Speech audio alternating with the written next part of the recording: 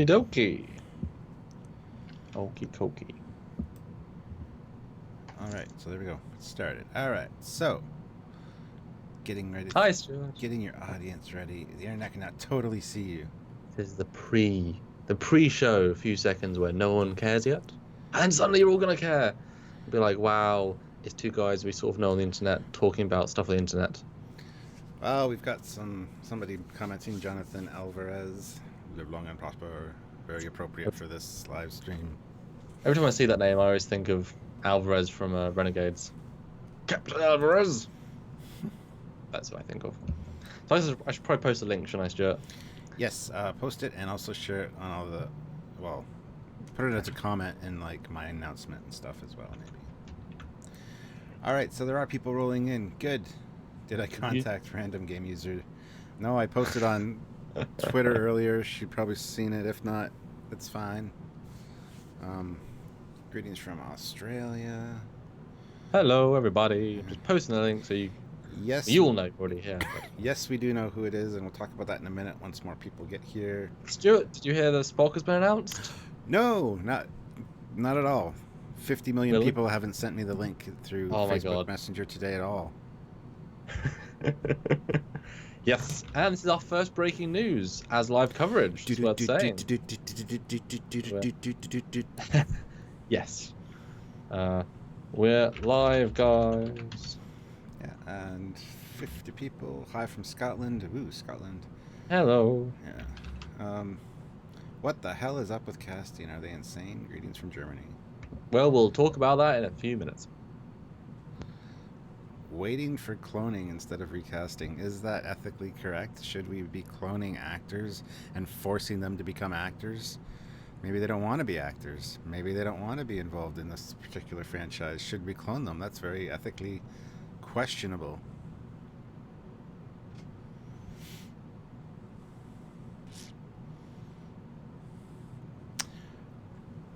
All right. We're going to get into all this, guys. I see a lot of comments talking about the Spock actor, Reliant trademark news. We talked about the Reliant trademark news last time. See, the problem with doing this sort of live is that if you talk about it straight away, then you only have a few people watching and everyone misses it and asks what you're talking about. Yes. So you kind of got to wait a few minutes. What have you been up to today, Stuart? What have you been...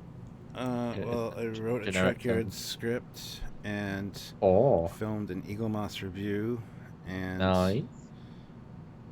That's about it. Oh, I went to the post office and mailed the last giveaways.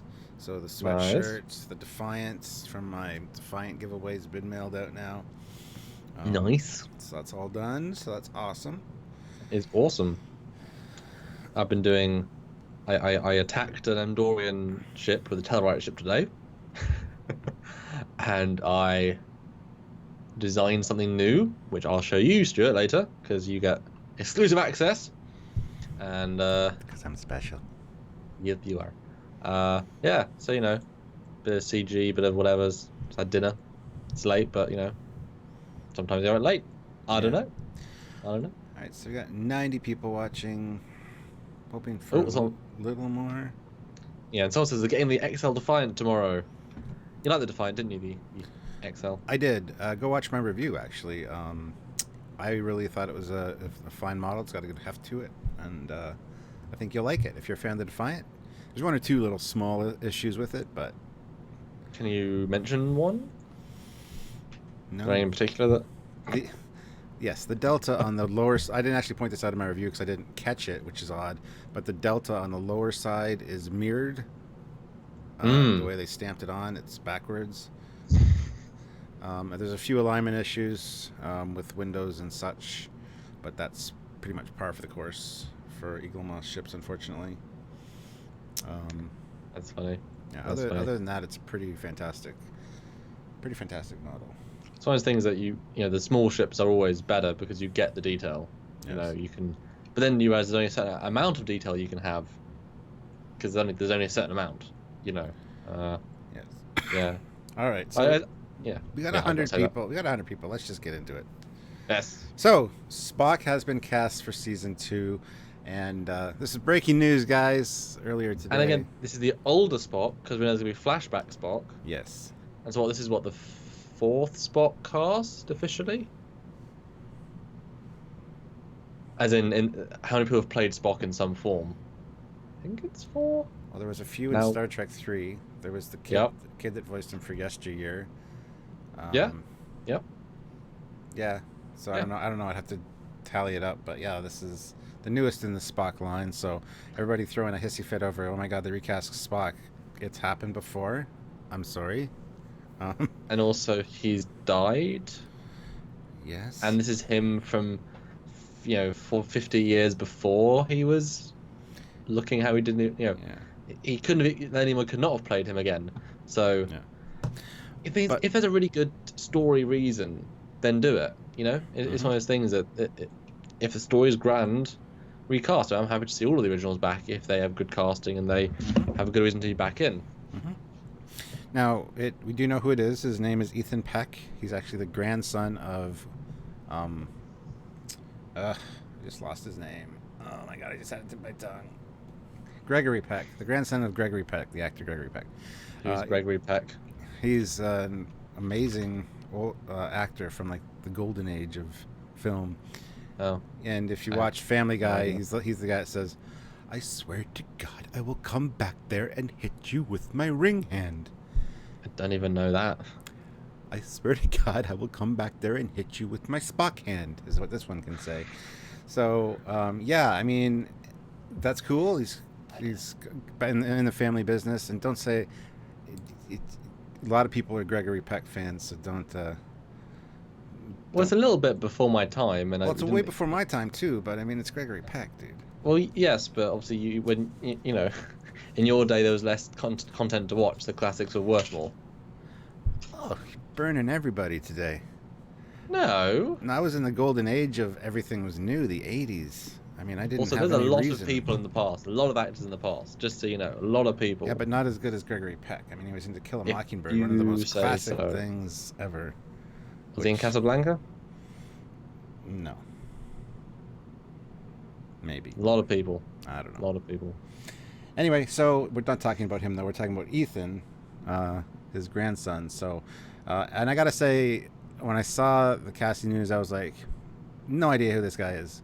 I realized he's the grandson of Gregory Peck, but then you sent me a link to some of his acting, and I've seen a few pictures of him, and I gotta say, I'm pretty happy with the casting. I mean, he looks the part for sure, and he does have that kind of, as you mentioned earlier, a kind of a restrained acting that very Mm-hmm. much is Mm-hmm. Mm-hmm. Vulcan-like and Spock-like. Yep. So I can see they made a good choice. Mm-hmm. I'm trying to picture him with the pointy ears and the Spock bowl haircut and the eye makeup. Um, yeah, it'll be interesting to see. Well, Quinto felt older when he took the part. You know, he felt more like a 30s rather than a. This guy does feel a lot more, at least in his sort of press photos, clean shaven and stuff. Obviously, Spock never had a beard. Do you have a beard? If he did. Um, Mirror Um, Universe Spock had a beard. well, there we go. Mirror him is back. No, he has a certain youthful look Mm-hmm. that makes you think, oh, it's like the Academy show. Oh, we're doing the 90210 of Star Trek by bringing the young, sexy, young Spock and so on. Whereas you really just want a good character actor. But that just happens to be his look, but that's a minimal part of it. But I mean, like I say, I've seen him in a show. It was nice to actually recognize him straight out the gate. Mm-hmm. Yeah, I was like, I knew who he was, and I liked him in the thing. He's very, like I said, restrained, kind of weirdly restrained, considering the 10 Things I Hate About You is what I saw him in. And his version of him in the movie wasn't restrained, really. I don't remember that. He didn't act at all as similar as there was in the movie, which gave him a very odd vibe, more of a creepy vibe. um, but in terms of, he has a sort of strangely silent charisma, Mm. which is a good summary of Leonard Nimoy, wouldn't you say? I would say so. Yes. Yeah. Yeah. Oh, Fat Produce, a $2 super chat. I hope they have to shave half of Peck's eyebrows. Mm-hmm. I mean, they might have to. It is HD and all that. But Might even be 4K. they might have another way of doing it. But yeah, it'd be interesting. I mean, if Aaliyah could shave her head for a couple of weeks, I think, Because think about it, they've already filmed a whole load of the season. I bet you, the fact they announced it now could just be because it's the right time. But I feel like they rewrote the rest of the season to include him, like more. Instead, they had to cast him. I bet the original writers said we're not going to show him. We're just going to tease him all of season 2. But then the guys taking over was like, no, we're going to see him. We're going to take that risk, but we're going to make it a thing. Yeah. I bet you.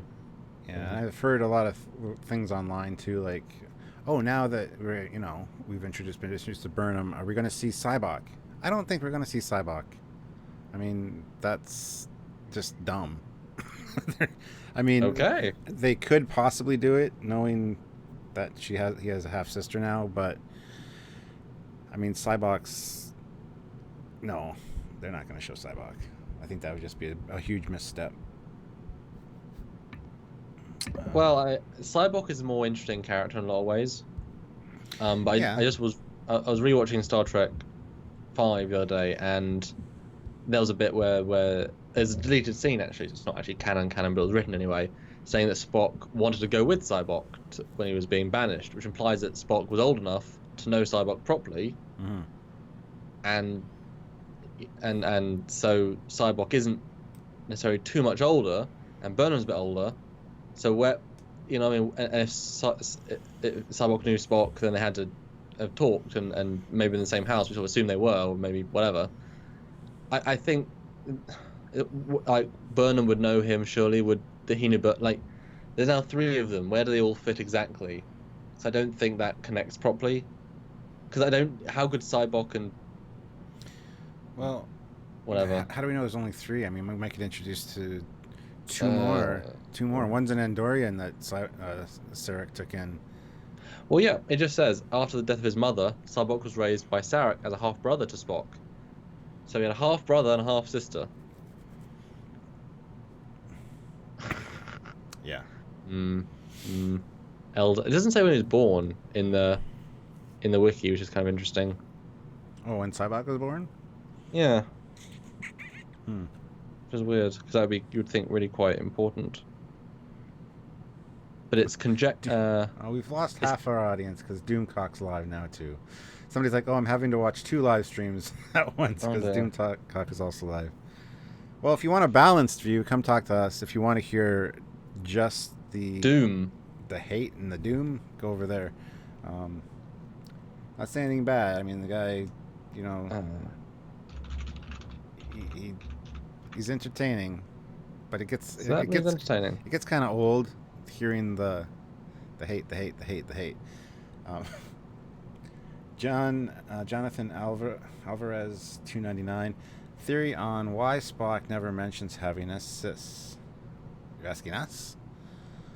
Because it's just not important, and maybe. Well, we've kind of seen that Sarek kind of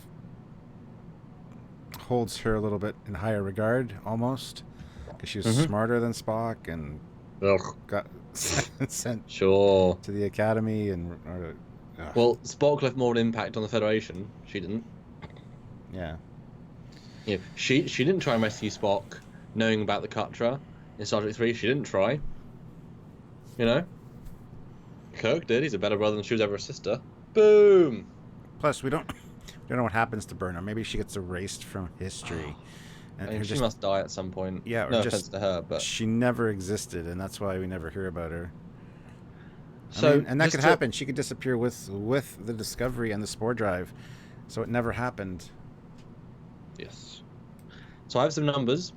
According to the Star Trek chronology, again, these are all licensed, and if it's the only number we have, it's still reasonably official. Yeah. Sybok was born first, which makes sense, in 2224. Okay. Then 2 years later, Burnham was born, 2226. Then 4 years later, Spock was born in 2230. So Sybok's 6 years older than Spock. Yes. And only 2 years older than Burnham. So at this point, he's obviously doing his thing. But because she's not particularly old in the show either. Yeah. So you've got to imagine all 3 were in the same house at the same time. Especially if he was born first. No, and remember, Sybok killed... No, did Spock kill... No, yeah, Sybok killed his mother in birth, didn't she? Wasn't that the point? Yes, I think. No. Yes. What? Someone killed someone in birth, didn't they? No. No, because when Oh, Spock was born, it was just he was so human in appearance or whatever. oh I okay. don't know. Anyway, what was I gonna say? Damn it, I forget now. Tip my tongue. So David Bessig, $5. Oh, thank you. Last year, didn't they say that the main characters on TOS were off limits? Lots of concessions. Redoing the Klingons too. Thoughts on all this? Well, they said a lot of things last year about a lot of things, but that's when Brian Fuller was in charge, and then they kind of had to scramble last minute, so they were still not sure where they were picking up the pieces. And I think for season 2, after having seen the results or the backlash from season 1, they really needed to scramble, and what better way to do that than bring in established characters? That's my thought on that. Mm-hmm. Um, just damage control, essentially. And also they lie, They lie. so it's pretty easy, really. No, Yeah. no, but I mean, like you say, things change, and when you lose 2 sets of showrunners in a short amount of time, it's kind of crazy. But sorry, just to go back to this again, but I think it's an interesting topic. So Cyborg and Spock were raised together, and it says that Cyborg was considered exceptionally gifted, Mm-hmm. and Burnham was considered exceptionally gifted. So now Spock is now the dumbest in his family. Well, he's half human, but Well, Burnham's full Fully human. human. I hate that. She should have been the stupid younger sister. That would have been fun. Spock left the roost, and she was the, younger sister that was less.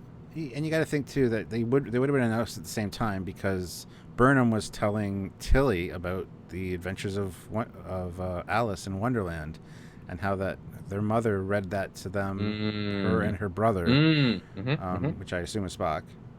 Didn't say brothers, so I don't know if Cyborg was. That was another missed opportunity. I Because think 2 years. If Spock was a kid and they were reading bedtime stories, then Cyborg was still in the house. He wasn't revolutionary at 14, was he? Because only 2 years than Burnham, I guess. Well, I guess 6 years to Spock, but 2 years to Burnham. Yeah, they must all three be in the same house at the same time. Yeah. Which is fine, but also it's not that fine. Unless you have a really cool... Because I think that would be a really fun payoff. A flashback, and we see Burnham, and then young Spock walks in, and then young Cyborg just barges through saying, I don't want to be part of this. It's like, hey, there's Cyborg. That'd be cool, I think. Like, prequel stuff. Like, double, triple prequel stuff. Yeah. That, I think, would be really fun. Yeah. One of the comments here is from Barry Chapman. Hey, Barry. Is Nick Meyer still attached to the show? No. Nope. He left quite a while ago to do was like his own Roddenberry, thing, his own Star Trek project, which we've never heard anything about. But there's rumors flying everywhere that it's con related, and yeah. But you know what's great? You know what's great about working on things is that all you have to do is say, hey, Nick. Yes? You interested in writing this story? Yep. Great, Nick's now attached to the project.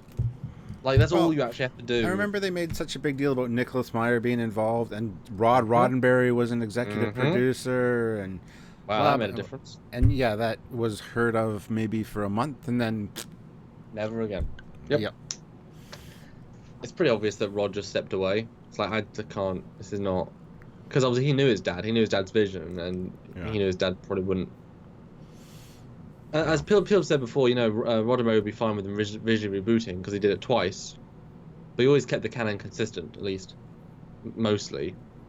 He wouldn't like the message, or the morals, or the way the show is, but he might be fine with the way it looks. But if he was writing it, I think it would be fine. Because he would probably say it's an alternate. I don't think he would re-retcon out all of his original series. If he was doing it, he'd say, yeah, it's just an alternate reality. I'm going to start from scratch. Do a different Trek. That's fun. Yeah. Or just go in the future. Or make it, 80 years in the future like TNG. So it's the same thing, but we can do totally new stuff now. Well, they are doing that. 20 years. Old Picard, maybe, probably. Fat Produce sent $5. So thank you. Thank you. I wonder if continuity was a contributing factor for the abuse that the writers received at the hands of the showrunners before they were fired. I would say maybe. See, they also made a big point about having a canon specialist, somebody that specializes in Star Trek canon on staff. to make sure everything lined up and they didn't step on anything. And I'm looking around going, have they taken a 2-year vacation and have they not showed up yet? Because Yeah. It's funny that, isn't it? yeah, Chef Cook 4.99. Hey guys, have you seen the Spencer Enterprise A on YouTube? I was hoping you'd see that. Thank you. Yeah, that's a fun one. Yeah, thank you for the $5. Thank you. We've talked about this many times on quite a few lives now. Spenny is no longer welcome on Trekyards for multiple reasons. Sorry, remember, be respectful. Mystic Spenny, the Mystic. The Mystic Spenny is not available.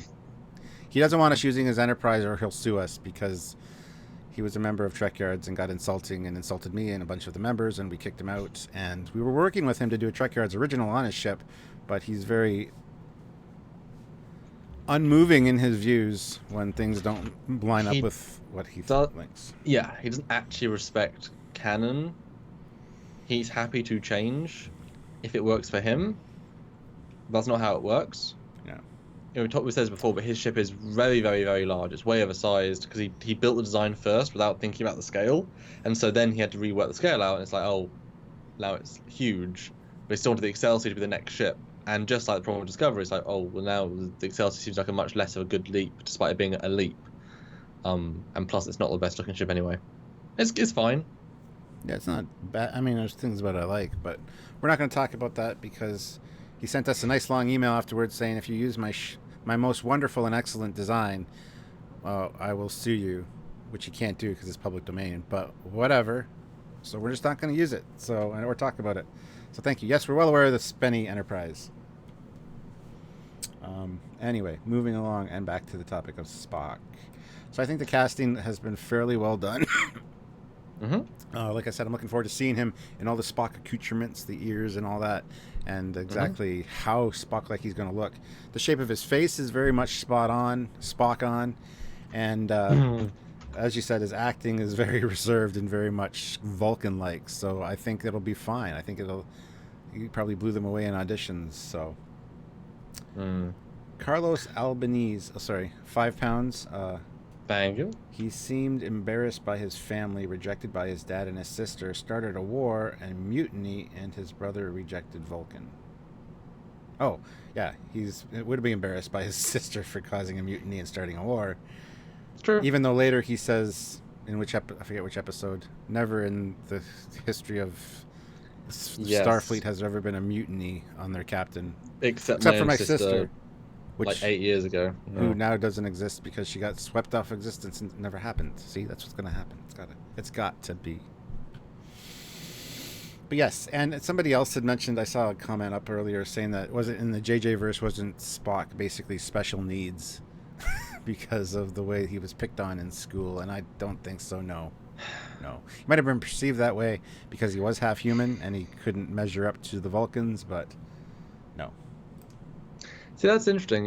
You're very right about that. It's like Spock we associate as being a great talent, but that could just be in context with the humans. As I think is what they were exploring in 09. He's a very underwhelming Vulcan, and while getting into the Academy, most that wanted to did. Yeah. So, yeah, he could just be really great on a Federation ship when he's one of the only Vulcans.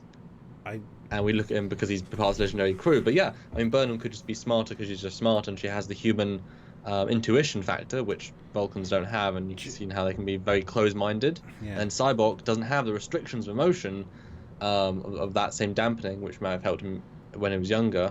And then obviously he rejected all of it and went away. So maybe we're just overvaluing Spock as a character in terms of intelligence. I got to address something about the mutiny thing. Sure. I said Joe Wright said no. He said mutiny never on record, and somebody else said her mutiny was expunged, therefore it didn't happen because she got her commission back, and all that, which is fine. So it's no longer on the records, but yeah, it's funny you just wouldn't bring it up then. Why would the guy that knows very well his sister did do a mutiny? Why would he then? I mean, I guess Vulcans have technicality, so because it was technically expunged, he could not lie and say that. Just don't say that. It doesn't. You know, yeah. there was a mutiny, and even if One, it was redacted, it still happened. one of the comments here, 90 Lancaster said the second hormone sexual to play Spock. I don't know what a hormone sexual is. Don't either. Doesn't.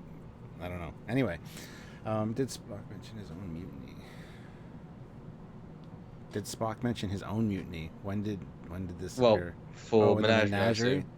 Well, the episode was before the Menagerie anyway. He was. They mentioned. Yeah, the court-martial was never finished because it was never an official court-martial because it was a Telosian illusion for the Admiral, so... Yeah. And I think the episode where he mentions the things was before that anyway, so... Yeah. Anyway, getting off topic here. Yes. But no, I think this guy's a good casting. I mean, there's a picture of them side by side, and Leonard Nimoy looks far more intellectual and poised and stuff, and thinner, the face in the 60s. But I mean, the one thing I thought of the guy straight away, he has got a pointy face. There is genuine point, and when you add the ears and the eyebrows, because the eyebrows will change his view quite a lot. Mm-hmm. Yeah, it's totally fine casting, and it just depends what they do with them. Depends what they do with them, because if it's just, not exposition or making Burnham more canon by him addressing her, that sort of way, we're going to make our Burnham more relevant by making him love her or respect her too much, Mm-hmm. Oh, Burnham, your intellect is so amazing. Wow, thanks, guys. Way to make your character even better.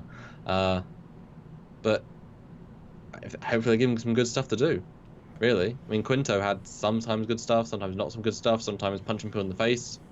All the time he was punching people in the face and yelling and screaming and crying and throwing hissy fits over his girlfriend not doing... Yeah, they could have written Spock better. They did. They very much did. But again, those scripts are just poorly written. The third one's good, but the first it's and you can't get away from poorly written. So. Yeah, there's the exact quote. Chekhov. Has there ever been a mutiny on a starship before? Spock. Absolutely no record of such an occurrence. Sure, it was expunged from the record. I get that, and logically, I guess that's the correct answer. But I'm not trying to make a point of this. It was just an interesting. See, I would again. This is 60s. We're retconning the 60s, but I would, if you write it now, you'd say no formal mutinies have ever been, because that's such a fundamental statement, and that's Gene. That's Gene saying no. Starfleet captains do not mutiny. That's what he was saying. It's a statement of. It wasn't just a line of dialogue. It was a very specific thing. Yeah. There's been rumors, too, that Spock's son, Adam Nimoy, well, Leonard Nimoy's son, Adam Nimoy, has agreed that they can they can use his likeness. So I don't know if that was in his will. Whose likeness? Leonard Nimoy's. So there's rumors that they might CGI some of Spock's facial structures into this actor, which I think would be stupid. I wouldn't want to see that. I don't know if I'd want to see that because it takes away from the actor, in my opinion. Well, the fact is, I'd rather save the budget for better reasons and get a really good actor that harnesses his performance than having less Spock with less good things to say, and they're burning a lot of the budget on just like the scene in Blade Runner and the scene in Star Wars. They're great. The cameo scenes. They're like, this really adds to the movie. Wow, here they are. End of scene. They're not. Tarkin obviously is a bit more round Tarkin, but no, let him act. Let us have the younger Spock. Although I guess he's older than Cage, isn't he? By so 3 years, yeah.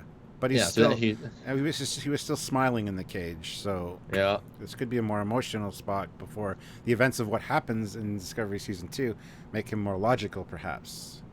Well, it's what we said.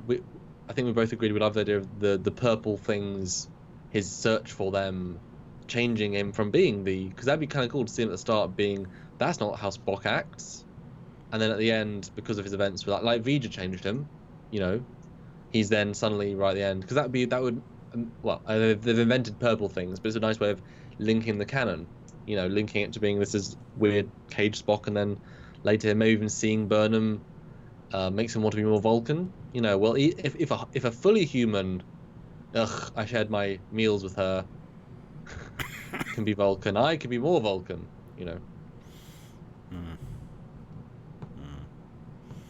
Yeah. Well, do you think he looks like Sarek, the new Sarek actor? A little bit, actually. Which is a nice tie-in as well. Yeah. Although we know they didn't speak for, a decade, so we're not going to see them together because that would make no sense. Although I'm sure we will see them together and they'll have their memories wiped. Just canon. Mm.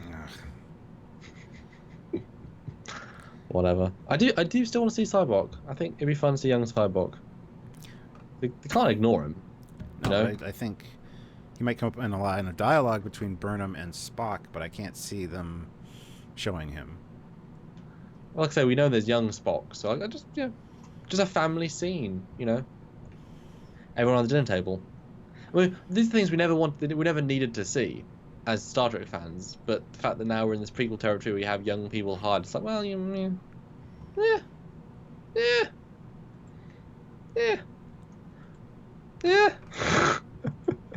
You can always enhance Star Trek 5 by enhancing the cyborg presence. Give him more character. Yeah. But then their track record is not particularly strong, so yeah. I mean, like I've been saying, I'm eager to see it. Everything about this Discovery Season 2, I'm eager to see how they use them. Pike, Spock, whether they do it justice, the new uniforms, any new TOS callbacks. I'm eager to see how it comes about and how it's going to look. I mean, there's potential to make it not suck. Well, they must have learned lessons from the first season. So it shouldn't suck, They saw the pushback from a lot of their decisions. So. But do they care? Are they paying attention?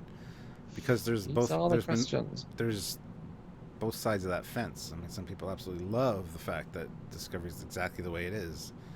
I wouldn't have watched it if it was more like the original series. I love Discovery, so I don't know. There's two sides to that argument, and I don't know what CBS is listening to because they want to make money, they want to do their own thing, and yeah, I don't know. It just seems like they don't listen, or the people in charge don't care. But the whole potential Klingon redesign, if they change the Klingons fundamentally back or hybrid in between, then they have listened. I think that's why we haven't seen any Klingon footage, because they're actively fixing their mistake. As they might do with ship designs. You said that a third of the fleet's been destroyed.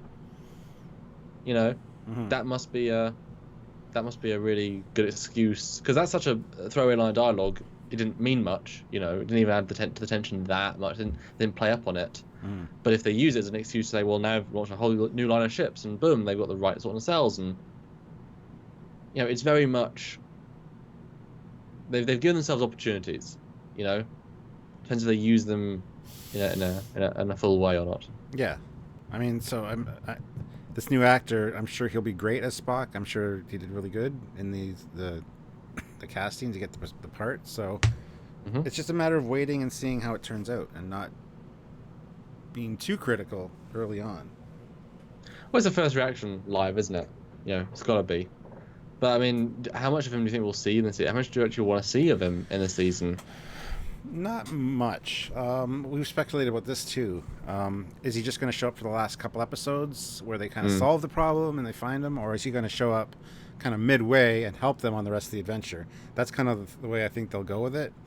But at the same time, I don't know if he's really good. I'd like to see a lot of him. If he's not great or he doesn't live up to the hype, do you really want to see a lot of him? So it's one of those, A poorly written thing, there's only so much you can save. A really well written thing, even if it's in the wrong universe or the wrong visual universe, it can still be really good. Yeah. It's like the Star Trek 5 scenes in the campfires. They're really well written in a pretty subpar film.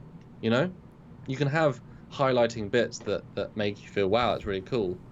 But you've got to imagine that that's the most sacred character they've used so far. And Sarek, I'll give him credit. Sarek was pretty well written in season 1, wasn't he? He wasn't in it much, but I mean, pretty well written. I didn't have a problem with him at all. Yeah. Really. Yeah. So I'd have to go back and watch again because I don't really remember everything. He didn't really stand out much, did he? No. But that's the thing. There's nothing objectionable, which is good because they at least didn't push that too far in the wrong way. And so Spock, I mean, they've got to know the pressure's on.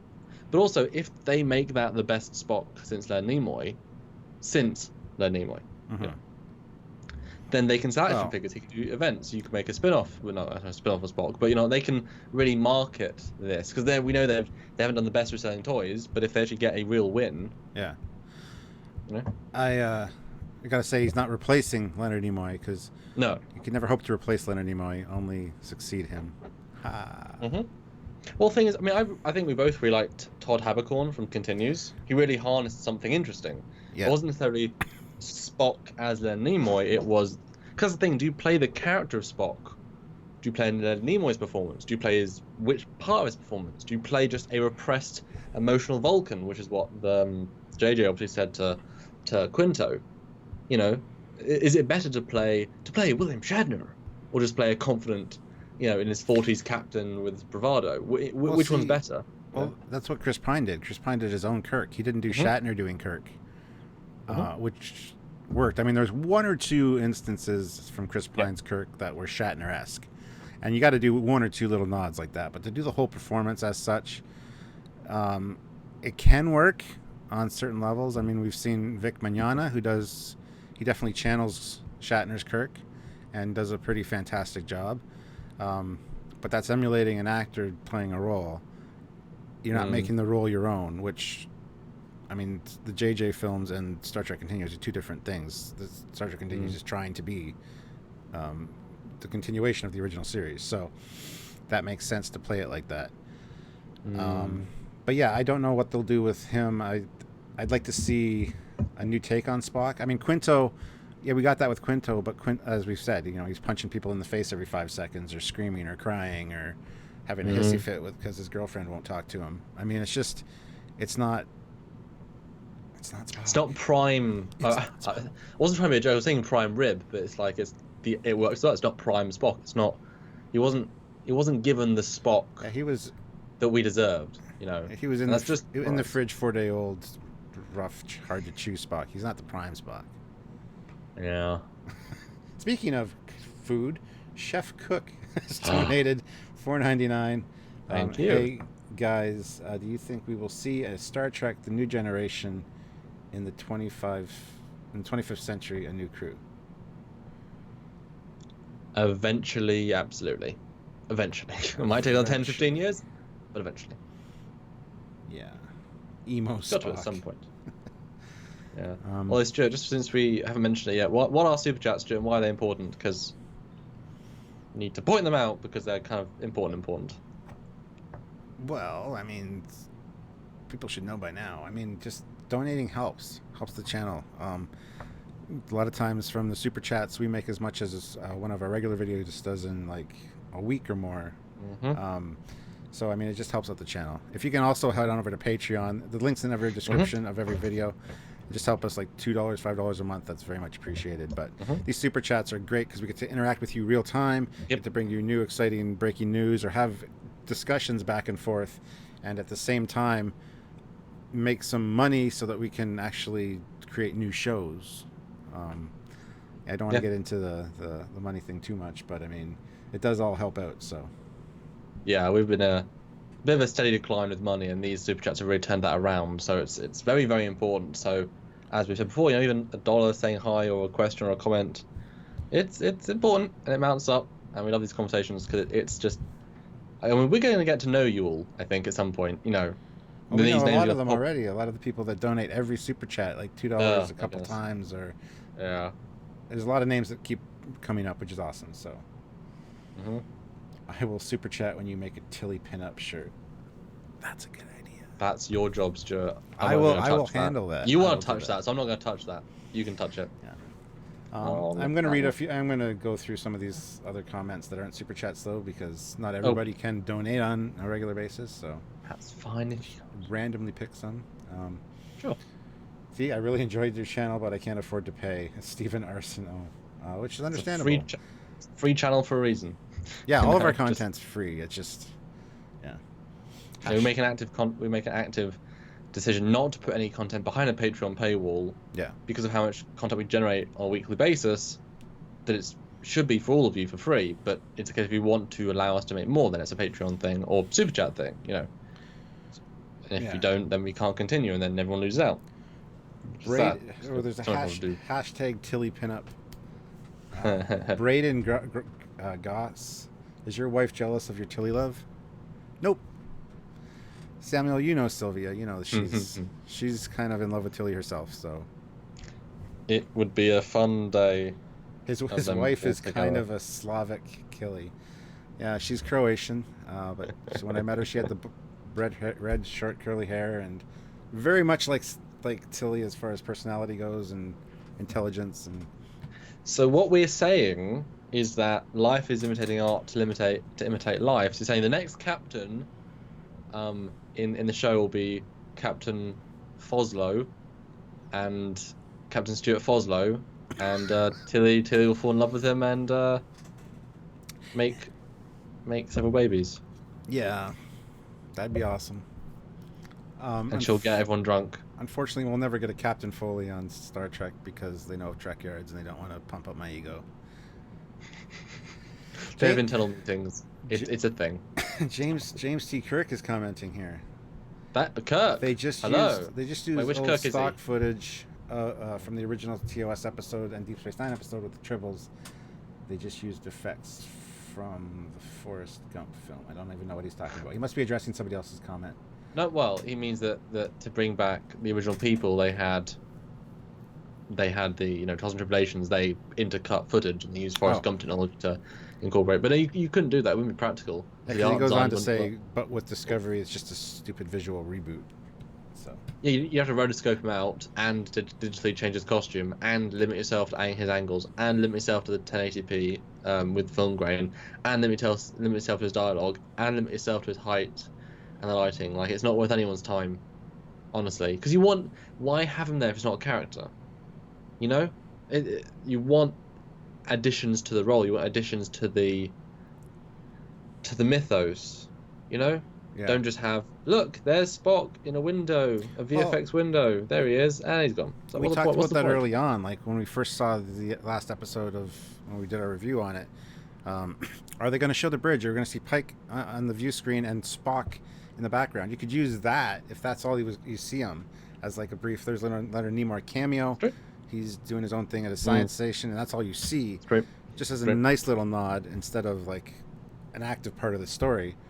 That would have been fine. But yeah, for an actual story element, that wouldn't work. So just make it important or not at all. You know, do Spock justice. Yeah. By having Spock mean something. There you go. Hashtag do Spock justice. That's a new Trekyards hashtag. Put it out there. Yeah. Hashtag do Spock justice. Yeah. I can't believe I'm doing this. I can tell you have a 18-year-old daughter. Hashtag awesome. Everyone's judging you, Stuart. Everybody judges me all the time on these videos, and I really don't. Yeah, but this is different. This is a different level. I hope they have a proper update to the Gorn in Discovery. Well, we've already seen the Gorn in Discovery, at least a skeletal Gorn, and it did look. The skull is very much like we saw in Arena. The problem is, Arena was like the first real encounter they had with the Gorn that we actually saw them. We could see behind the scenes, I guess, what the Gorn are doing in their own territory. An unknown ship attacks the Federation, whatever. But well, the Gorn looks so close to the one in TOS in terms of vibe. You can tell that whoever designed the skeleton and did it was a nice casual. We're not going to tell the production we're just going to do it because we want to do it, and then they didn't. You know, if they told us, "Oh, can we add a Gorn in here?" Then they would say, "Oh, change it and redesign it." But no, because they did it sneakily, just part of the set dressing. You know. Yeah. Patrick sent €5. Thank you, Patrick. Thank you. Hey, Stuart and Samuel, like the stream. Hello. Also, question: Did you get the time to see my Voyager model yet? And if so, did you like it? I did. I was looking at it. It's one of the emails he sent us with the moving, and I think it's fantastic. As a model builder, I'm not good with the electronics and stuff. I've only built like one lit model, but what you've done is fantastic. So yes, we've seen it, and keep up the good work. I had a brief look, and this is a weird double meaning thing, but it looked like Voyager. You know, it's like it looked like Voyager. It's a compliment, but also it's like it just looked like what I thought it would look like. Because I'm not a model builder at all, so Yeah, but you saw I the know. internals and stuff and the work that takes. So. Yeah, that's complicated. Yeah. Don't want to think about how difficult that was. Chris Caustic, $4.99. Thank you. I hope I say your name right. Caustic is like a caustic, You'll learn, Stuart. something You'll that learn. burns. Anyway, hi guys. No question. Just wanted Hello. to say hi. Good super chat. Hashtag Trekyards rocks. Dun, dun, dun. Thank you. Yeah. So let's see here. This is not Spock. Yeah, we get it. This is not our Star Trek. That's what they said about TNG. This is not Kirk and Spock. Judge it on its own merits. And as I just watched Larry Nemechek's live, and he was saying the same thing. When when the motion picture came out, people were so against it for being different. When TNG came out, people were so against it for being different. When Enterprise came out, the first season, everybody hated it. The problem is, though, is that each of those are actually for different reasons. They didn't like TMP because it's not A, it wasn't the best movie, and B, it did change. You know, if you went into Star Trek expecting to see a continuation of that, and all the art design is different, and the characters are older, and you know, what do you pull from TOS to TMP except the raw character? Yeah. Samuel, are you still there? Yes? Hello? Okay, your image is frozen on the screen. That's why I'm asking. Oh, there we that go. better? You're back now. Yes. weird. And then obviously TNG, it looked radically different. If you wanted more of Trek you thought you wanted, which was the Reef era, no, you went to the future. Yeah. But obviously it was, you know, visual future. Like all those changes made sense. Obviously we retconned TMP to make sense. That's fine. And then obviously Enterprise. The first season just wasn't very good. It wasn't so much about it's so different. Is that we didn't want a prequel and one that's also lackluster. You know what I mean? So it's yeah, it's weird. Yeah. Each show should. But all those shows did respect their canon, did link, did progress, did whatever. This one is the first one that visually reboots. But they and didn't, alters though, it. because a lot of people say that the motion picture was a visual reboot. They changed the Klingons. It's a brand new Enterprise. They're just reimagining the look of the Enterprise. That was a big thing back then. It's the future. I know. It's and not a reboot. It's just the future. I know that, and you know that. But there was that camp that argued that, and you can't get around that fact. No, also, I know. TNG. It's the not my Kirk, not my Spock, or that was for JJ. Sorry, but not my Star Trek, because there was no Kirk and Spock. That was a huge thing for TNG. And as we've seen, if you go back and watch a lot of episode or season 1 of TNG, it's cringeworthy. Mm-hmm. So even Larry Nemechek was saying every iteration of Star Trek has its hiccup, especially its first year. You need to push through it. And I know a lot of people are upset with the disregarding or disrespecting canon thing.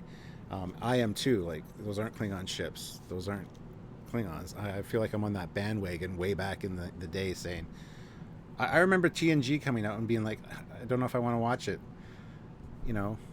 What are they just going to do? Beam planet to planet? It's so far in the future. Did they even need a starship? What's this French captain? I remember saying to my brother, was he going to wear a beret and have a little twirly mustache? Like, I was kind of an asshole as a kid. But just like every good Trek, his Frenchness didn't play into the character at all. Like, he's just a person. Happens to be French. Chekhov happens to be British Russian. accent, yeah. Just happens to be whatever. It doesn't matter. Obviously, when I grew up, I was already watching all these shows, and I watched Voyager live and Enterprise live. And obviously, at the time I was watching Stargate Atlantis, SG-1, Enterprise, and Battlestar Galactica. That was the 4 we watched at the time. And Enterprise was easily the weakest of them all. I was watching it more under obligation that it was Star Trek. It was not a very good show compared to Atlantis and BSG. Certainly not. And it was amazing how good BSG was in comparison. Contrast makes each look more black and white in terms of quality.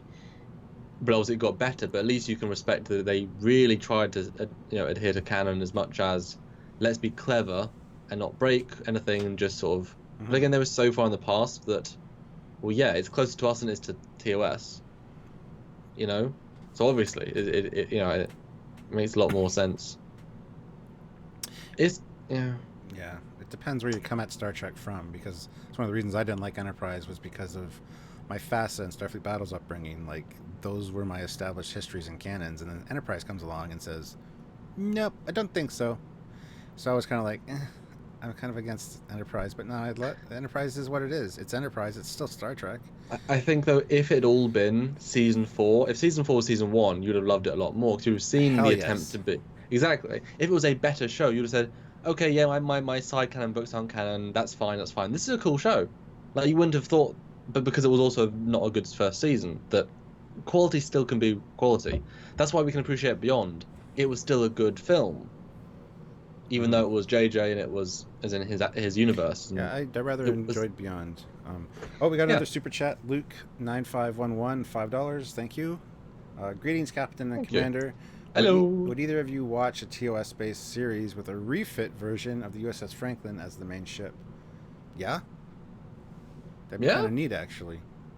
Yeah. Different take on, short-range scout vessel. Sure. Yeah. I think we would both be up for any 6-episode, hour-long show in any part of the timeline. I think we'd both be happy with that. Yep. Yeah. Yeah. So I mean, I understand all the people that are upset or worried or concerned from what we've seen so far from Discovery being upset about a new Spock. I get it. I get the concern. I get the worry. Now the interesting thing is that this will be a different kind of Spock, because as we saw in The Cage, Spock was smiling and holding plants and yelling across the bridge, "Close the circuit!" Very odd Spock for sure. So, I don't know. I just want to address something briefly. Dean Ford said I'm being negative about casting Star Trek. You must not have watched at the start. We were both very positive. Yes. It's amazing how people watch what you're saying and take interesting perspectives, which you didn't mean. They take out what they want to take out. It's like we were both very, this guy's going to be great, and yet I'm being called out for being negative, and it's like, oh, okay, fair enough. Guess doesn't understand what I was talking about. Can't win, Stuart, can we? Nope. That's why we just try and be honest. One week we're a Discovery hater, next week we're being paid by CBS to just force Discovery down your throat. Discovery love, guys. Love it. No, we just lay it on the line how we see it. If we like it, we like it. If we don't, we don't. If it doesn't fit, it doesn't fit. We're going to tell you it doesn't fit and how we can maybe make it fit and fix it. Patrick sent another Sorry, I didn't mean to cut you off, but Patrick sent another £2. Love the feedback, guys. Also, it wasn't done yet. Wink. I don't know. What wasn't done? I must have missed something. Sorry. There's a lot to keep track of in Super Chat live streaming. At Trekyards. I'm sure Doomcock is beating up on the casting. Oh, yeah, for sure he is. And we're over here. I haven't seen Random Game User 42. She's probably moderating over on Doomcocks. That's fine. That's absolutely fine. Yeah. No, I think what's interesting is that weird. No, I think nowadays though, because TNG came out and people only had TOS, because I think people didn't like DS9 for the premise, not for the fact that it was in the different crew or the different era. Like, it was just a seeming lazy premise, I don't think anyone hated Voyager premise-wise. Yeah.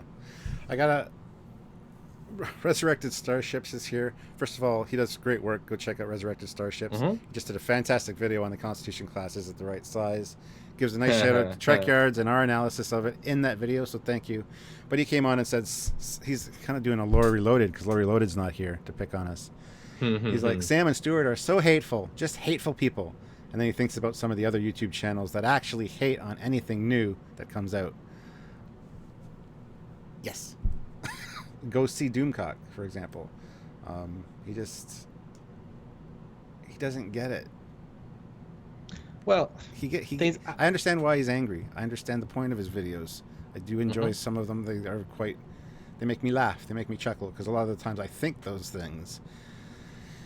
But when you lay it all out in the broad light of day and look at every aspect of it, it's like you can't literally say that it's as bad as he's making it out to be. Well, I mean, I'm a filmmaker by trade, so I see it from a broad set of I can see the lighting, I can see the directing, I can see the editing, I can see all that stuff. So I've got an objective sense of a quality of that side. We both have had directed from two very different perspectives, but we've actually come to be quite balanced into each other, talking about it, and we're on very similar pages, despite the generational difference in how we brought up with Trek. So we see it but we want new Trek, we want good Trek, but why hate on any Trek, And again, 09 is not a good movie because it's poorly written, but it's got some very good VFX. The music in 09 is fantastic. I love the soundtrack. Yep. There's a lot of great aspects of that movie. It's just the writing and the basic story brings it down. But that does not diminish the 1,000 people who worked on ILM to make it amazing. The great composer, the sets. I mean, you can say it's a terrible Star Trek set, but it's a great set. There is compartmentalizing, whatever the word is.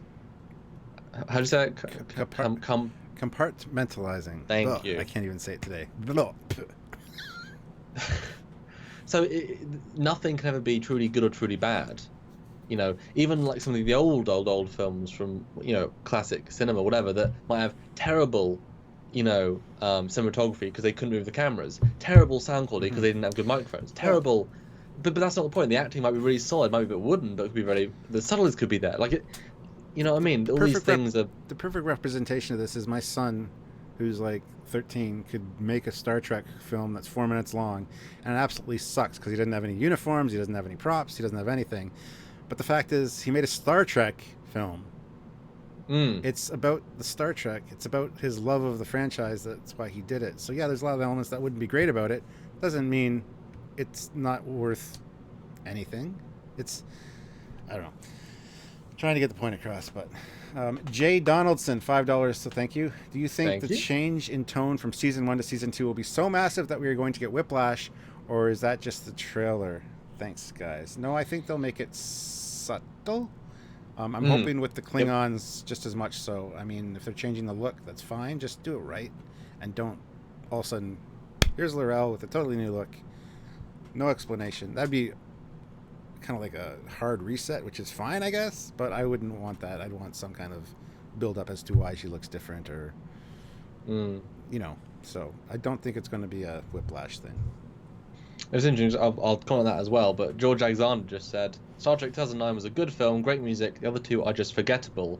I think the opposite. I think 09's forgettable. It's just a boring a generic action movie. I agree. And that breaks so many things. It is mind-bogglingly stupid in its script. Into Darkness is again just a complete rip-off. But Beyond is actual Trek. You can watch it, you can appreciate it. The villain's not the most interesting until you look at the canonical link. There's so many great references, there's so many great bits, so great acting. I say the opposite. I think Trek fans are going to ignore the first two as time goes on, and the third will get a more cult appreciation. Yeah, especially the first half of Beyond is really well done. The second half is kind of typical Fast and Furious action movie cliche-ish, but better than the first two's action. I think so, yes. It's a bit more balanced. Yeah, I enjoyed Beyond more. Alex, I was smiling in Beyond, Yeah. Alexander Kolchak, $5. Why? This is why I love Trekyards. You guys have such a balanced approach to these shows. Highlight the good and critically analyze the not so good. Exactly. That's what you should do with everything in life. Yeah.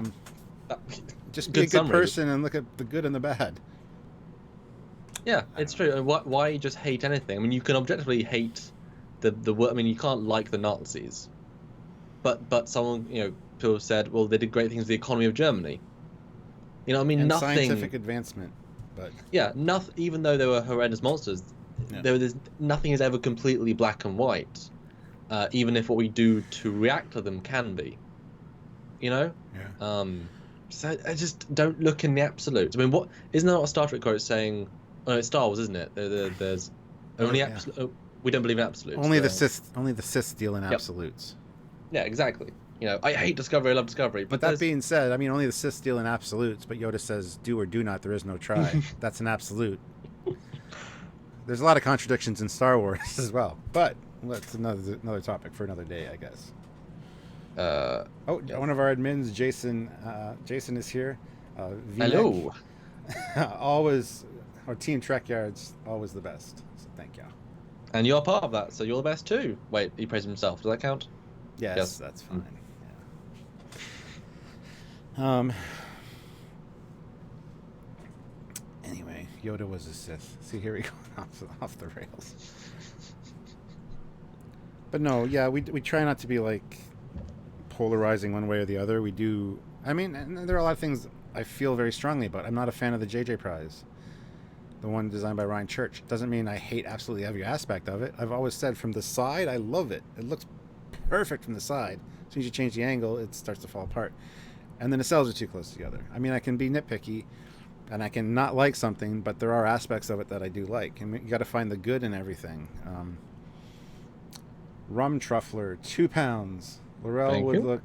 Laurel look could change because she's a spy.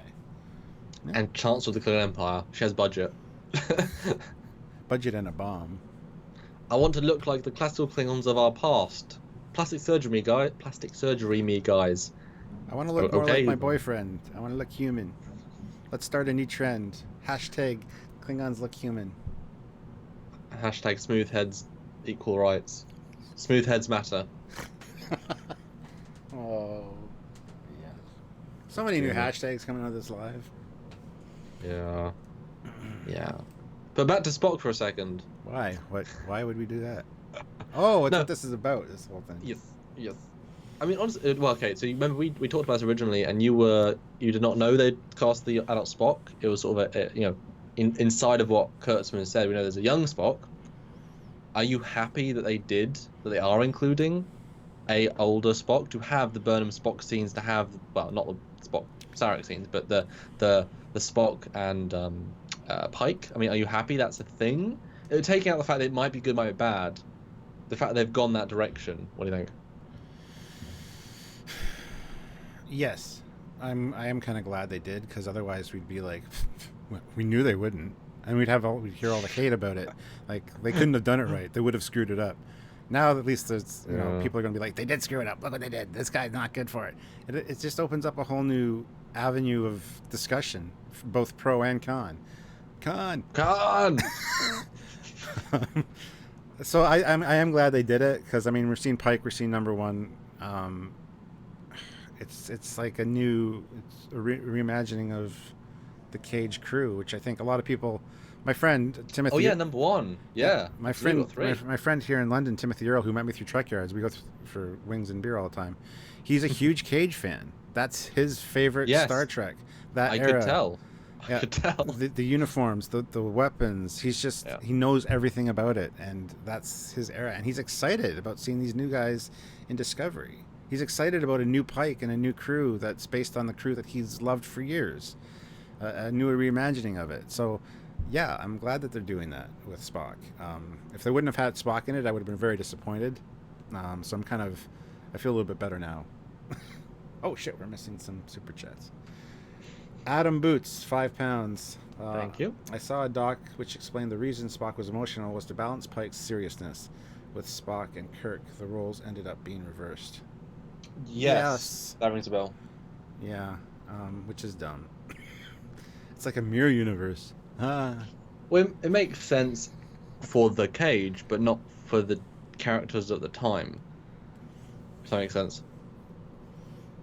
It doesn't now work as a concept. You can't say, well, Spock on the bridge, because again, this is in a universe. So Spock on the bridge felt his captain was too serious, so he wanted to laugh. They were talking about JJ, the JJ reimagining.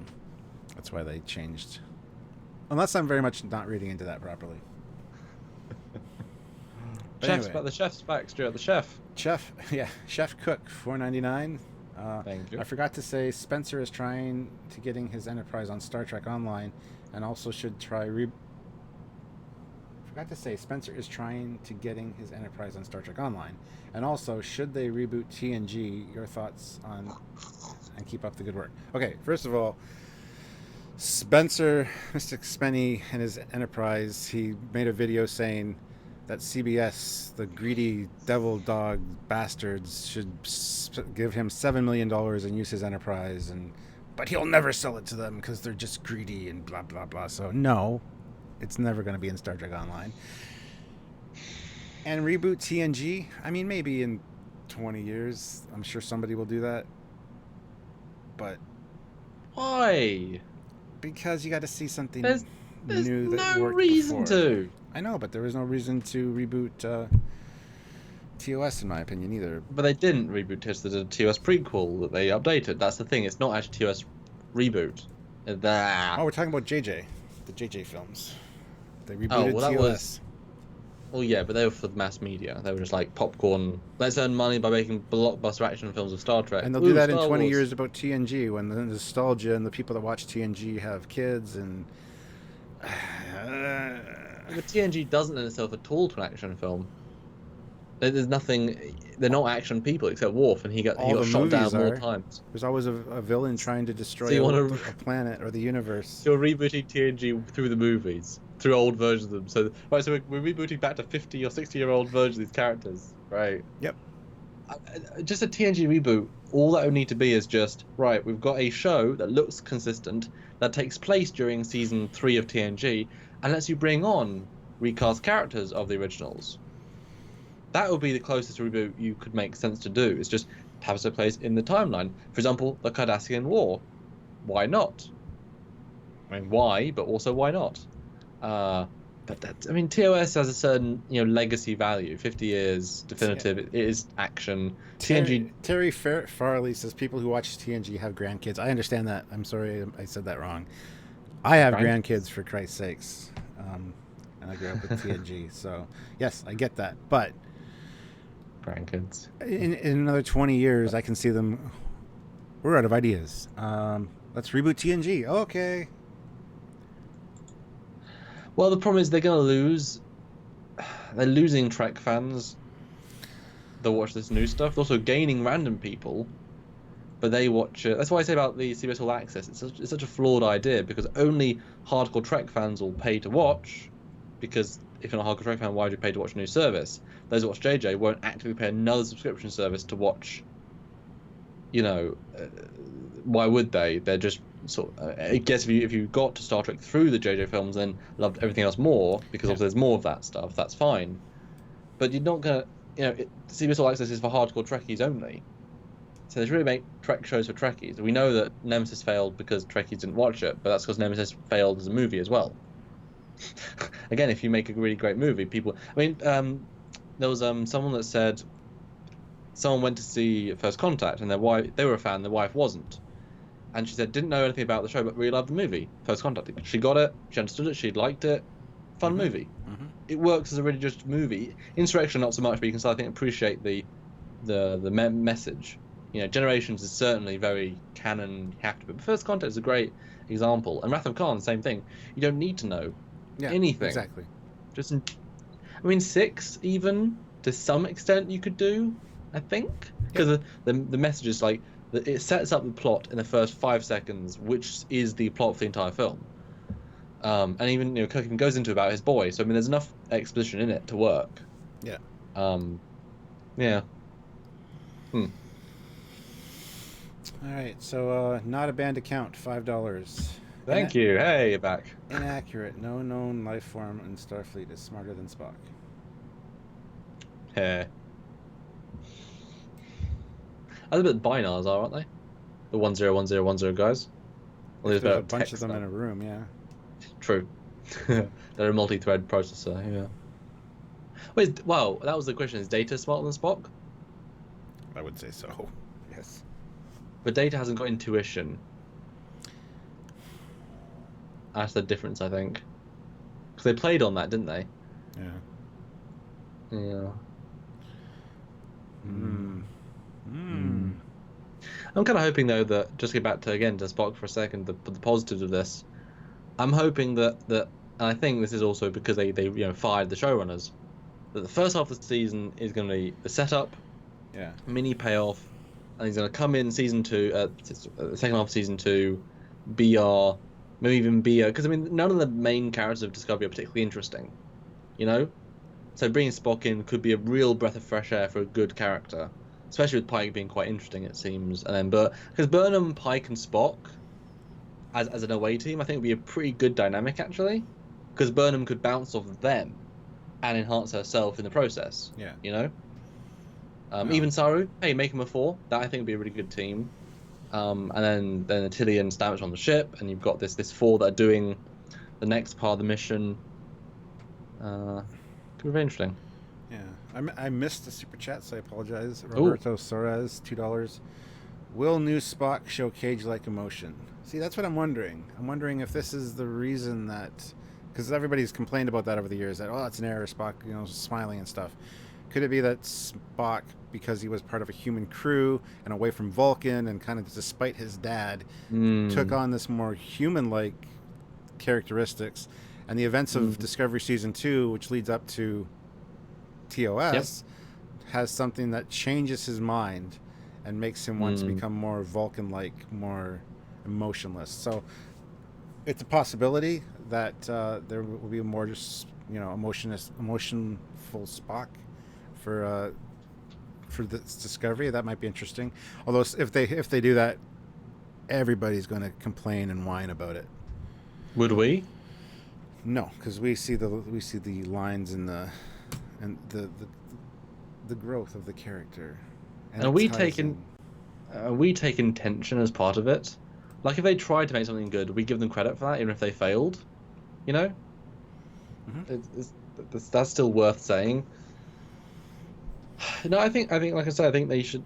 I loved your idea about linking to V'Ger. V'Ger, he sensed V'Ger have the purple things. He senses that first, and that gives a sort of cyclical nature to the 35, 40 years of his life. It's interesting. He's just he's half human, half Vulcan, gives him a certain unique perspective when it comes to his telepathy. He goes after that, and then because that worked out well, he knew he could trust his gut in Star Trek 1. And like you say, that turned him into less emotional, and then V'Ger turned him more emotional, because he's evolving as a person as he goes through. And after he dies with McCoy's, he becomes way more emotional. He does after he comes back. He's using Earth sayings, and just weird things, but yeah. Double dumbass on you. Didn't he say that as well? Yeah, and only Nixon could go to China. Yeah. Well, he's at peace. That's the whole thing, isn't it? Yeah. He found his peace, and he found how to. That's why having any conflict after that was weird. Yeah. Roberto Soares sent another $2. Rumor: CBS copyrighted the title Star Trek Reliant. Yep. It's not really. Not really a rumor. We talked about that in the last live feed. Could mean multiple things. Yeah. Could mean nothing. It's just sort of. It could be a game. Could be a book. I mean, it could be many things, and they've still got to copyright these things. So someone, actually Barry Chapman again, pointed out to me that in the beta canon, which implies book, Picard actually served on the USS Reliant way back when. Obviously a successor to the TMP one, not with an A or anything, just the Reliance. This could be something which I thought was quite interesting. But again, it's a book, and I've never heard that, and Yeah. Oh, Cloudzilla, 1999. Oh my goodness! Wow. We need a Captain Foley Bridge Crew video on PS4. I'd watch that. Well, I gotta find out how to record off of my PS4. I think there is an option. Yeah, it's not difficult anymore. Nowadays you can buy a pretty inexpensive. I think I see the record thing on the side. If I hit the PlayStation button, I can select record. Well, that's limited resolution though, and you have limited size, and PS4 takes so much memory. I don't even know if you can take it off the PS4. I think you have to upload it, and that lowers the quality as well. So you got to buy like a little dongle, but that's not. You just plug it into the laptop then, and it just downloads through. I'll try to find a way. The thoughts crossed my mind because I've watched a lot of playthroughs with that, and I always have dumbass or smartass things to say while I'm playing the game. Plus, I've never actually played with other members or other real people. I've always just done the single-player missions. So, yeah, I mean, the video capture card as little as 70 Canadian. So, yeah, I'll consider it. But maybe we should do a Kickstarter to get me there, just so we can play Bridge Commander together. So we can finally build a bridge. Well, fine, we've been on several bridges together, but finally build another bridge together. Well, I do have a friend who's got VR and has the game and wants to bring his VR system over so we can play Oh, together perfect. in the same room. And I think he has multiple headsets, so maybe we could all do. That'd be a really fun video, actually. There's Yeah. a little funny comment here. Tiger Love. How many days per week do you spend on Star Trek? Stuart? Uh, every day I'm doing something Star Trek related, or fielding questions from fans about Star Trek, or monitoring the Trekyards page. Star Trek's always been an everyday kind of thing for me. Unless I'm on vacation, some days there's a few days where I don't And do anything yeah, about it, but it always is there in my I actively periphery. don't message you when you're on holiday. It's like, this is your time. You go do you. Mm-hmm, mm-hmm. Go fishing or whatever. You just sat on the porch, didn't you? At the cabin, you didn't fish, did you? Well, Thomas went fishing with his grandma, but no, Okay. I didn't. Yeah. And for me, yeah, I mean, I do fan film work a lot of the week. And then we're working on this new show. That takes a lot of time. Yeah, every day. I don't 24/7. watch. Yeah, I don't watch Star Trek. The irony is, I don't actually watch. I don't I ever. do. I know you do. I watch Star Trek almost every day in the afternoon when I'm done stuff. I go upstairs, sit down, and it's on space. One day it's back to back TOS. One day it's back to back TNG. Then Deep Space Nine. Then Voyager. So I'm always watching them. And if I catch little things, I make quick little videos to put on Trekyards. Like, look at this. Yeah. This. I always love those. Yeah. Because I always notice stuff because I watch it so often that I'm looking for other stuff now besides just the main plots, and it's amazing what sticks out to you when you know the material. So. Yeah. That's but it's funny. I'll share a little anecdote. When I was editing, God, like a year and a half ago, an episode, I was like, oh, I can watch TNG Blu-ray. So I started, like, I got some of the files and stuff. So I was watching those, just I was sort of half watching them because it was on a different monitor. And then all of a sudden, I was going through an order. I was like, I don't remember this intro. It's a new episode of TNG I've never seen before. I stopped what I was doing. And I watched a brand new episode of TNG for the first time in 30 years, and I was blown away with a new episode of TNG. I was like, oh my god, I thought I missed one episode. That was great. Oh, new TNG, Stuart. It was only an okay episode, but it was quite good. Right? That's okay. That's okay. That was good. Gabriel Ferret, no, who was it? Somebody asked if we played Stage 9, so yes. But somebody asked, Captain Foley, do you have the Bandai Refit or Enterprise A model? Yes, I do. I have the Bandai NX01 and I have the Bandai Refit. And the Refit's fantastic. The Refit was on my desk for the longest time. Where the hell did I put it? It's around here somewhere. I can go get it if you want. I can vamp if you want to bring it. Really make that comment mean something. All right, hold on. I'll be right back. You talk. Okay. So guys, any questions just for me? Let me know. Let me know now. Whatever you want to know. I'm here to answer, and hopefully I can keep you entertained for the next 2 minutes, 3 minutes. I don't know. It's got a big kit. I'm like, split screen. No, not doing belly shots. Graham, no. I love this microphone. You can do really nice sounding things. Yeah, I don't remember what episode it was actually. The Amazed Satsuma. I don't remember what episode it was. I remember I had only seen the one with the Irish people once. So I'm not way through. So that was like, oh, I've finally seen all the way through. But it was near that episode. It was one of those. I'd have to go back and have a look. Oh, Jason, look forward to the fan film you're working on, Commander. I saw the teaser you posted. Thank you. Yeah. No, I've so it's called Convergence. I'll talk about that for a minute. Do you guys like post TNG fan films? Do you like Nemesis uniforms? Do you like cool new ship designs? Do you like cool old ship designs? Do you like the Voyager class or the Intrepid class, but the Nova class? Do you like firing torpedoes? All the cool things. It's a really good looking fan film. I'm really excited to be working on my next big thing. It's a really cool crossover event with lots of other famous fan films from Europe, from England, from UK anyway. And I filmed a whole chunk of it. It's going to be absolutely amazing. And yeah, I mean, we're doing Indiegogo probably next month. I've got the video mostly done now. A lot of good teaser material, a lot of good interviews. If you want a truly canon feeling with characters and story, then Post GNG will be your thing. The Convergence will be your thing. So search it for Convergence in the on Facebook and you'll find it. quite happy. And how's Run of War going? Yeah, good. I worked on it today. I've done 3 new previous shots today.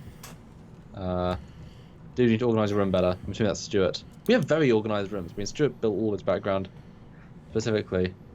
Oh, rum truffle. Come on, have you tried the new wraps in Subway? I haven't, but I had a Subway for the first time in like a month, 2 days ago. And I really want to try the wraps. Are they good? Rum truffle. But I can't have black pepper in them because I'm allergic. I'm back. Hello. Hi. I found the ship right away, but then it even had batteries in it right away. But then I realized that my nose piece on my glasses broke when I was cleaning them earlier today, so I had to go upstairs and find the little rubber piece. Anyway, long story. So I'm back. Here is the Bandai Refit Enterprise. I'll watch it in delayed form because I can't see it live. So. This is a snap-together kit, and it's beautifully detailed. It's fantastic. It's even got the Aztec shine to it. And it's got batteries in it, so you turn it on, you got the lights. It looks very beautiful. Although I did paint the deflector because it's just a standard white deflector if you just build it as is. But of course you want it blue, so I used Tamiya clear blue. So there you go. I still want to get the Enterprise E Bandai kit and the Voyager one. The Voyager one is super expensive. It's like $600 these days. Comes with little landing feet and the warp nacelles articulate. But yeah, this one's here. And I've got the NX-01 just on my shelf over there too, so the warp grills light up.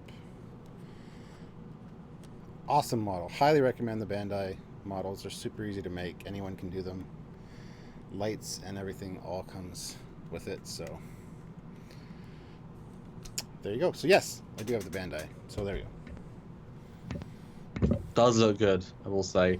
I still really want the Enterprise E, whichever bigger miniature is. I really like the E. Needs to be a nice big ship to be. It's very slender, so it needs to be a certain scale. Yeah, I really want to get that. You have a lot of models, Stuart. You need to. I said this before. You need to do like a review, even a live series where you look at all these different models and. Well, that's how this channel started. Before Trekyards existed, I went through my collection and would feature certain pieces and go back to the early days of the channel and watch some of that stuff. But yeah, I'll do more. But I want your 4K, beautiful, sexy, high res. I have high standards for you, Stuart, and you can do it. I know you can. Embrace the quality. And on that note, John Harrison sent a £5 donation. Hey, Thank would you you like to see Tom Paris again? The man transwarped, or see what happened to his and Janeway's aliens babies? No. But I did find out that, you know, how the actor who plays Tom Paris was in the episode with Wesley and they'd had the accident with the fighters.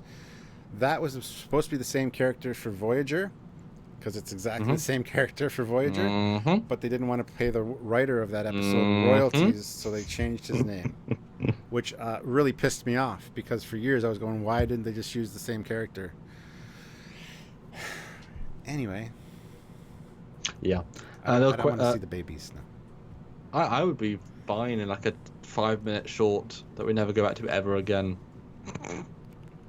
What if in Trek?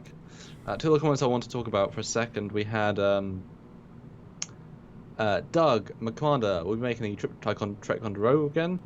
Ticonderoga, no, not anytime soon. And James D. Kirk, a 3-nacelle Enterprise E Sovereign Class X with 3 nacelles. Ha ha ha. We had that in Star Trek Armada 2.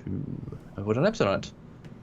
Wasn't Premonition class. That's a great ship. I heard a lot. Yes. Liked it a lot. Yes. So anyway, Spock. He has pointy ears. And they'll make him go.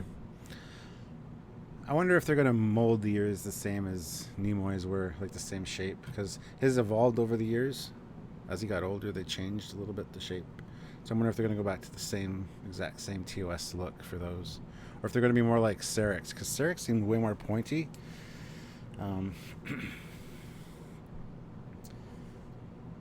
What's my all-time favorite model kit?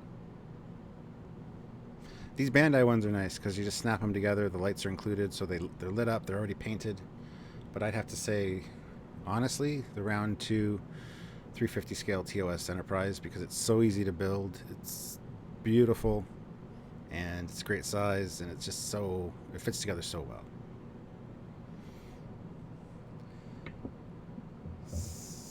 SC is annoying Doomcock now. Strike out the champagne. Who's annoying? Is that Samuel Cockings? Is that what the SC is for? I think it is. I don't think so either. I didn't do anything.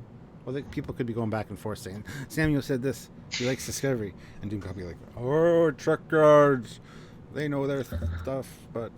I do like his voice filter, though. Yeah, it's pretty awesome. I really want him to get cause I love his 3D background, or his 2D Photoshop background, but I really love him to get like a full, like, every episode increase the size of a layer. Because, he cleverly does it with how much production value he has, but I'd love to see that increased every episode. It'd be really kind of fun. Yeah. But he's still new to YouTube, so give him some time. He got monetized recently, so... All right, guys. It makes sense. I think we're going to call this a wrap soon. I need to do things. Sylvia's getting home soon, and it's late for Samuel, so let's do a quick fire super chat session of some kind. Tell us what you want to see out of Spock, what you don't want to see. Just do something Spocky, and we'll talk about that. Because personally, I'm happy with the casting. It looks like a great choice. I'll jump on that. Does he look too young to you? No. Okay. Not when you think about Spock from the cage and how he looked. And then pretty young. 3 years later, so... Yeah. It's true. That's the problem with having quote-unquote known actors. I mean, yes, James Kirk, there is a premonition track. I did that one already. I was just going to say that. James Kirk, yes, there is, just as you said it.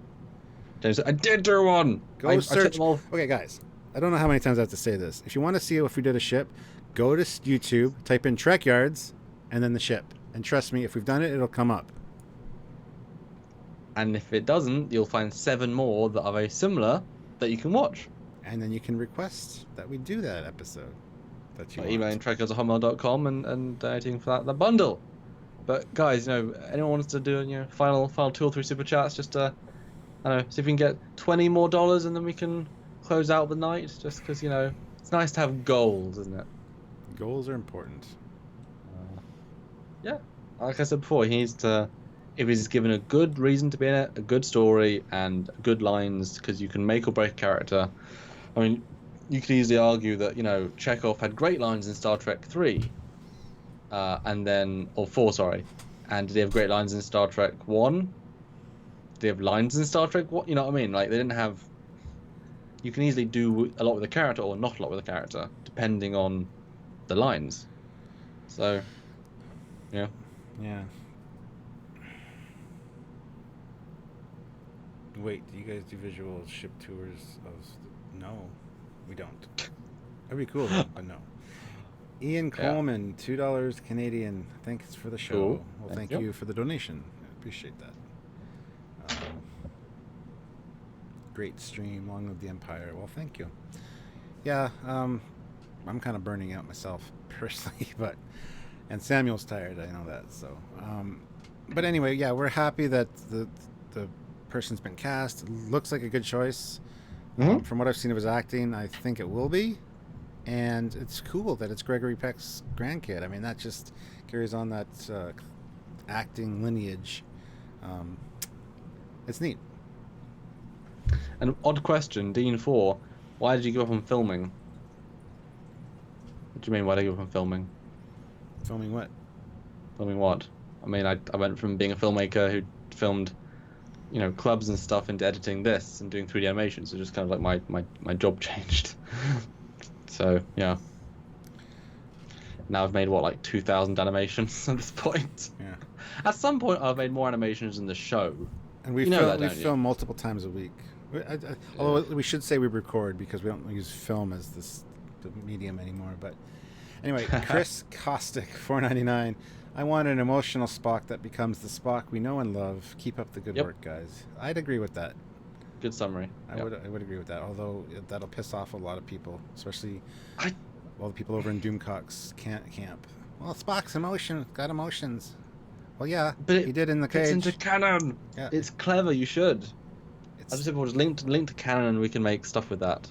Yeah. And the Grim chap said you guys should look at the virtual ship tours. I think he meant, do we do them, as in do we know about the Enterprise D, Stage 9, and then the virtual voyages? Like, yes, we work very close with what's Daniel. Daniel from the Voyager one, and we've had plans to do have the guys from Stage 9 on the show, but then the main project lead changed and the plans got kind of sidetracked, and they've been doing new And they have updates. like 3 time zones for their project leads theoretically. Like for Voyager gets just one guy and he's close to my time zone, even though the head guy of Stage 9 is also my time zone, but the other guys are not.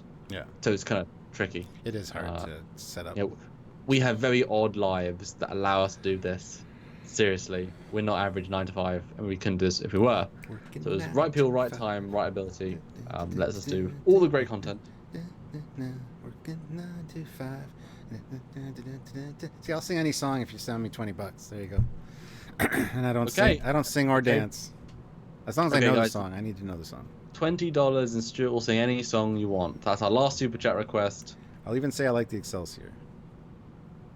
$20, he will sell his Excelsior soul. You've heard it here first. Bring back Sylvia. Well, Sylvia's at work, but yes, we will have a chat with all 3 of us. I'll bring Samuel. We have plans. We do have plans. Yes. This will be a regular thing, and we want to diversify, for sure. New experiences, because we got a lot of good super chats in that one with Sylvia, because she blew everybody that gave a super chat a kiss. So. Oh. That's Alexander, nice. $5. What is your favorite Eagle Moss model and why? Good question. Ooh. Damn. Now comes the dramatic pause of not knowing. God. Okay, I'm gonna Google this. You guys talk amongst yourselves for a minute. It's not. Does that work? Yes, it's not the Refit Enterprise XL. That's for sure. Because there's so many things wrong with that.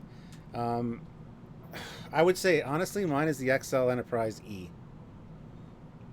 I want that one, yeah. Oh, it's beautiful. I mean, do you have a favourite of the small ones, though? Because obviously XLs are kind of more specialist. A favorite of the small ones we have, obviously. Small ones. Shit. Because I have the entire collection, so it's like I'm trying to actually go through them all. I think the Phase 2 Enterprise is really well done. I like that one. Yeah, Ed Jennings did that. He put a lot of time into that one. Yeah. Only at model 52 out of 150 scrolling.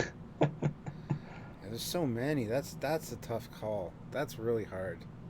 And plus, I don't have them all as well. Yeah. So there's also favorite ship versus favorite miniature versus favorite look versus favorite build versus windows not being aligned properly attention to detail, favorite accuracy as far as. Well, I'm scrolling through them and I'm only finding like a couple, so that's kind of, I guess, a sign of no, I do know which ones I like. Mm-hmm. And you'll laugh at which I pick as well, I think. This one. This is if you want a good XL refit. Get the Bandai Enterprise refit. It's very well done. Don't go with the Eagle Moss XL. Oh, it's funny. My choice, a model I really liked, was you ready, Stuart? I'm ready. It was Prometheus. Of course it was. It's your favorite ship. No, it's my favorite design. It's a wins for many reasons. Although I will say their Deredex is very good. I will say that they did a really good job with that. The Defiance are done, good one. Akira's really good, actually. Akira did a good job. Yeah. Well, I guess we're not going to get many super chats at the end, but that's okay. That's okay. It's okay. But thank you guys for another evening of discussion of fun. Yeah, Spock is back. Spock is back. A Spock is back, I should say. And we are hopeful, as we should be. And we're not going to judge it. As always, we hoping for the best, expecting the worst, and willing to talk about all that and make it better. Yes. Yeah, and as I think we both said, we are far more excited for season 2, based on the trailer, than we were for season 1. Beyond there's new Star Trek. Was it really Star Trek? Maybe not. Somebody asked who's playing him, and it's Ethan Peck, Gregory Peck's grandkid. Yeah. I enjoyed him in 10 Things I Said About You. He was good. Nothing wrong with him. Weird casting compared to the guy that was the Joker in Dark Knight. He played him originally. So a bit of a weird choice, but Yeah, it's good. Right. Anyway, guys, I guess we'll talk to you soon, and expect episodes tomorrow and all the days you expect. And what's your final word, Stuart, as you are the captain after all? I would say that, yay, excited for the new casting, and hopefully we learn more casting and details, story details soon. But anyway, that's it. Hopefully, you guys have a great night, and we love you guys. Tune in for other live chats. We'll be doing one on the weekend, talking about something. We're not sure what yet. So save up your pennies. Maybe help us out on a super chat. That'd be much appreciated. Or just come and hang out, because we love hanging out with you guys. So yeah. Until next time, guys, I'm Captain Foley. And I am Commander Coggins. See you soon. Bye, guys. Bye.